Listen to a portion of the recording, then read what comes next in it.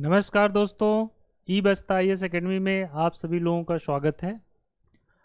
आज हम लोग इस सेगमेंट में चर्चा करेंगे UNDP द्वारा जारी मानव विकास रिपोर्ट 2021 के बारे में। इस रिपोर्ट के माध्यम से जो तथ्य हमारी परीक्षा के लिए महत्वपूर्ण है उनको देखेंगे।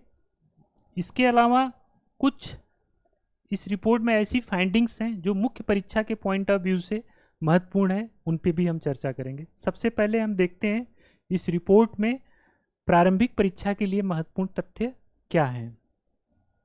चलिए दोस्तों, इस बार की रिपोर्ट में भारत 132वें स्थान पर है। भारत 132 स्थान पर है। कितने देशों में? 191 देशों में, यानी कुल 191 देशों में भारत 132वें नंबर पर है। इस रिपोर्ट में जो प्रथम स्थान पर है, ठीक, वो कौन है? स्विट्जरलैंड है, दूसरे पर नॉर्वे है और तीसरे पर आइसलैंड है। अंतिम स्थान पर इस रिपोर्ट में कौन है? साउथ सूडान है। देखिए, जो मानव विकास रिपोर्ट है HDR, ठीक, वो जो जारी की जाती है वो HDI के आधार पर, यानी ह्यूमन डेवलपमेंट इंडेक्स के आधार पर जारी की जाती है। तो HDI में पहले स्थान पर कौन है? स्विट्जरलैंड, दूसरे पर कौन है? नॉर्वे, तीसरे पर आइसलैंड। भारत की स्थिति क्या है? भारत HDI में 132वें स्थान पर है। कितने में? 191 देशों में। भारत की स्थिति पिछले साल क्या थी? पिछले साल भारत 131वें स्थान पर था, ठीक। इस बार एक स्थान की कमी हुई, यानी गिरावट हुई स्थिति में। 131वें से बढ़कर, यानी स्थिति में कह लीजिए कि जैसे ऐसे देखने पे लग रहा ना 131 से 132 बढ़ गई, तो बढ़ी नहीं, मतलब स्थिति डिक्रीज हुई है, ठीक है, ये क्लियर है। तो 131 से बढ़कर कितना पे पहुंच गया? 132 पे, यानी पोजीशन मानव विकास में इसकी क्या हुई है? गिरी है। इसी प्रकार सबसे निचले पायदान पर कौन है? साउथ सूडान, ठीक है। ये तीन आंकड़े महत्वपूर्ण है। थोड़ा सा हम यदि इसको विस्तार से चर्चा करें और विश्लेषण करें, जब मान लीजिए कि आपकी परीक्षा का स्तर थोड़ा सा कठिन हो बनाया जाए, तो कैसे बनाया जा सकता है इस रिपोर्ट के माध्यम से? तो देखिए, हमें देखना पड़ेगा, यदि हम साउथ एशियन कंट्री के बारे में देखें और उनकी भारत की स्थिति से तुलना करें, ठीक। अब देखिए, पेपर का इस तरफ के भारत को पढ़ने से काम नहीं चलेगा। जब पेपर थोड़ा सा कठिन बनेगा तो उसको आपको जो है उसके आसपास के देशों की स्थितियों के बारे में भी जानना जरूरी हो जाता है। तो देखिए, हम यहाँ पे देखते हैं भारत से बेहतर स्थिति में कौन कौन देश हैं और भारत से खराब स्थिति में कौन कौन से देश हैं। तो भारत से बेहतर स्थिति में बांग्लादेश, भूटान और श्रीलंका है। श्रीलंका का HDI यानी ह्यूमन डेवलपमेंट इंडेक्स सबसे बेहतरीन है। किन देशों में? साउथ एशियन कंट्री में। कितने स्थान पर है? 73 स्थान पर है। वहीं पर इंडिया से खराब स्थिति में देखें तो नेपाल, पाकिस्तान और अफगानिस्तान है, ठीक। इतना क्लियर है। अब दोस्तों, यहां पर एक क्वेश्चन और बनता है, इसी इंडेक्स को देखें तो जो HDI इंडेक्स है ना, 1 से लेकर 191 तक, इसको 4 भागों में बांटा गया है,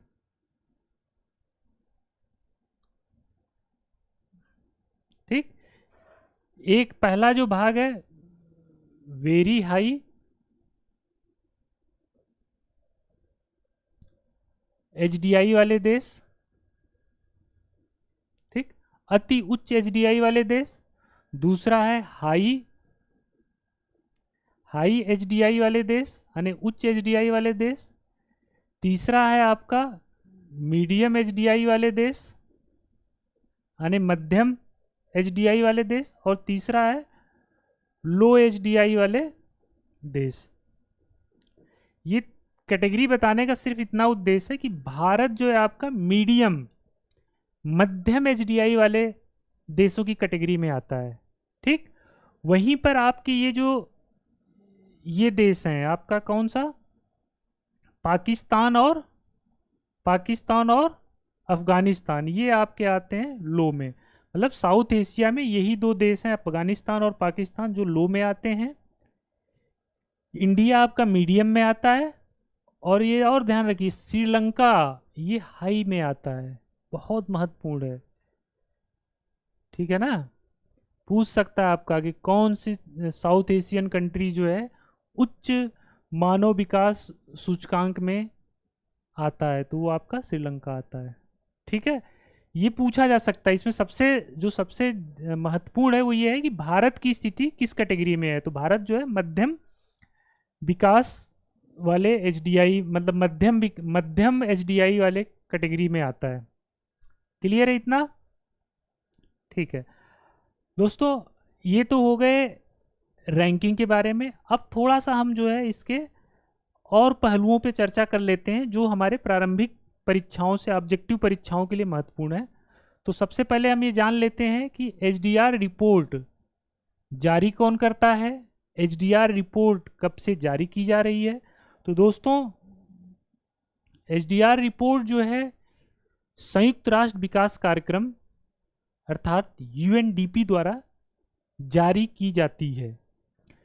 पहली रिपोर्ट 1990 में जारी की गई। ठीक, इस रिपोर्ट को तैयार करने में पाकिस्तान के अर्थशास्त्री महबूब उल हक और भारतीय अर्थशास्त्री नोबेल पुरस्कार विजेता डॉक्टर अमर्त्य सेन महत्वपूर्ण थे। यहाँ पर एक बात और जान लेना जरूरी होगा कि जो ये एचडीआई है ना, एचडीआई इंडेक्स, उसको विकसित करने में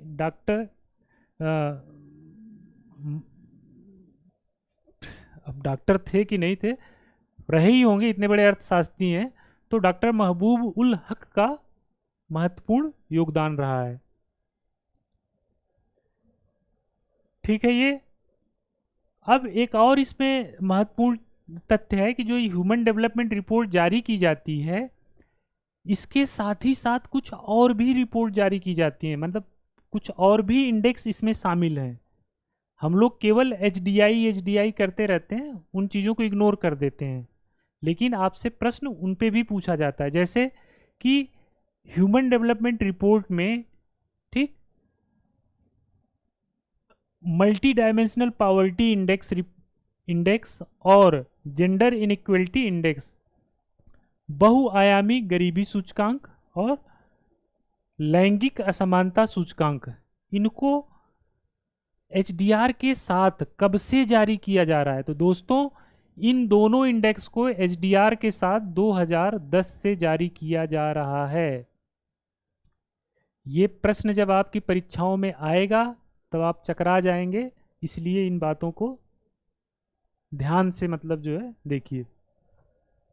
क्लियर है? तो ये कब से जारी किया जा रहा है? 2010 से एचडीआर के साथ, एचडीआर रिपोर्ट में मल्टी डायमेंशनल पॉवर्टी इंडेक्स और जेंडर इनइक्वलिटी इंडेक्स को शामिल किया गया है, तब से ये उसी के साथ जारी होते हैं। ठीक है, अब थोड़ा सा ह्यूमन डेवलपमेंट इंडेक्स के बारे में, ये कैसे बनता है, इसके आयाम क्या हैं, ठीक है, इसके जो है संकेतक यानी इंडिकेटर क्या है जिनके आधार पर इसको बनाया जाता है, तो इसको देख लेते हैं। तो दोस्तों एचडीआई का जो आयाम है यानी मानव विकास सूचकांक का जो आयाम है, ये पहला है लॉन्ग एंड हेल्दी लाइफ, दूसरा है नॉलेज, तीसरा आपका है a decent standard of living, अर्थात दीर्घ एवं स्वस्थ जीवन, ज्ञान और एक अच्छा जीवन स्तर या जीवन शैली। इन तीनों आयामों को मेजर करने के लिए कुछ इंडिकेटर्स हैं जिनके माध्यम से इंडेक्स बनाया जाता है। यानी ये 3 डायमेंशन है, 3 आयाम है जिनको जो है हम मेजर करेंगे इन इंडिकेटर के माध्यम से।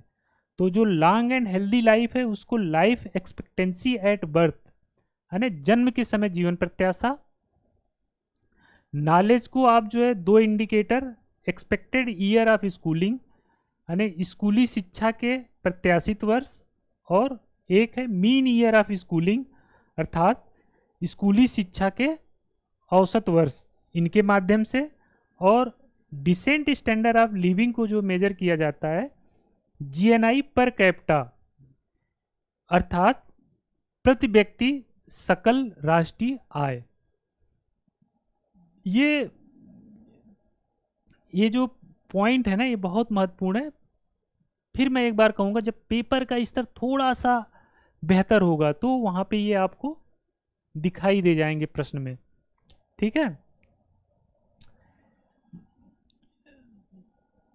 इसी तरह से इनके भी अपने आधार हैं, जैसे ये मल्टी डायमेंशनल पॉवर्टी इंडेक्स है, इसके जो आधार हैं हेल्थ, एजुकेशन और लिविंग स्टैंडर्ड के आधार पर इसको 10 इंडिकेटर के माध्यम से मेजर किया जाता है। इसमें महत्वपूर्ण बात यह है कि इसमें कहीं पर भी आर्थिक आय के बारे में, प्रति व्यक्ति आय के बारे में इसमें चर्चा नहीं की गई है। तो ये ध्यान रखना है कि मल्टी डायमेंशनल पॉवर्टी में हेल्थ है, एजुकेशन और लिविंग स्टैंडर्ड है। लिविंग स्टैंडर्ड में आपका cooking oil, sanitation, drinking water, electricity, housing assets आदि की चर्चा की गई है, प्रति व्यक्ति आय की चर्चा नहीं की गई है। तो ऑप्शन में ये दे के आपको जो है कंफ्यूज करा सकता है,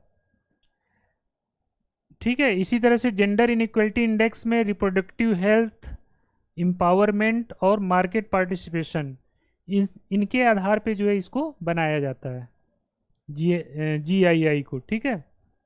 ये एक्स्ट्रा इन्फॉर्मेशन है, बस ये बताने का तात्पर्य यहाँ पर ये सिर्फ इतना है कि जब भी आप किसी रिपोर्ट के आंकड़ों को, रिपोर्ट को, है ना, पढ़िए तो उसमें ये जरूर फोकस करिए कि उसके आधार क्या है, किन किन आधारों पर यह रिपोर्ट बनाई गई है, ठीक है। ये परीक्षा में आपसे पूछा जा सकता है। पुनः हम जो है लौटते हैं HDR रिपोर्ट 2021 पर। अभी तक जो हमने परिचर्चा की वो प्रारंभिक परीक्षाओं, ऑब्जेक्टिव पेपर के लिए महत्वपूर्ण था। अब ये एक और फाइंडिंग है इसकी जो मुख्य परीक्षा के पॉइंट ऑफ व्यू से महत्वपूर्ण है। इस रिपोर्ट में दोस्तों ये बताया गया है कि पिछले 2 वर्षों से वैश्विक HDI में जो है गिरावट देखी जा रही है। मतलब जब से रिपोर्ट जारी हो रही है, कब से, 1990 से लगातार इसमें जो है वृद्धि देखी जा रही थी, ठीक। 1990 से लगातार क्या देखी जा रही थी, वृद्धि देखी जा रही थी। लेकिन पिछले 2 सालों से देखा गया इसका नीचे गिरता हुआ ट्रेंड। इस रिपोर्ट में एक बात और कही गई है कि पिछले 2 सालों में 90% देशों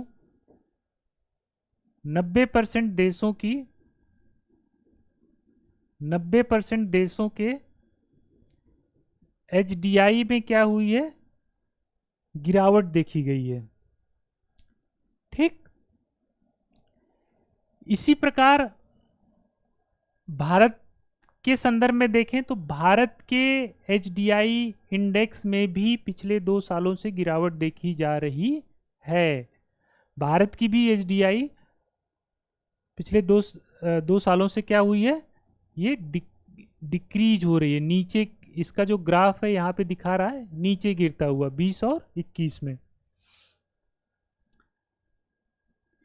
ये रिपोर्ट बताती है, कारण भी बताती है कि ये गिरावट क्यों देखी जा रही है। तो उसमें एक पहला कारण बताया गया है कोरोना महामारी को, ठीक। दूसरा कारण बताया गया है रूस और यूक्रेन के बीच चल रहे युद्ध को। तीसरा कारण बताया गया है जलवायु परिवर्तन के कारण उत्पन्न स्थितियां, ठीक। भारत के संदर्भ में भी कमोवेश यही स्थितियां हैं, यही कारण है। इसके अलावा भारत के संदर्भ में एक और विशेष बात फोकस की गई है, बताया गया है कि भारत के HDI के नीचे गिरने का एक महत्वपूर्ण कारण है कि भारत में जीवन प्रत्याशा, ठीक है, उसमें क्या हुआ है, कमी हुई है, ठीक है। वो कितना हुई है, 69.7 से गिरकर 67.2 ईयर हो गई है। ठीक है,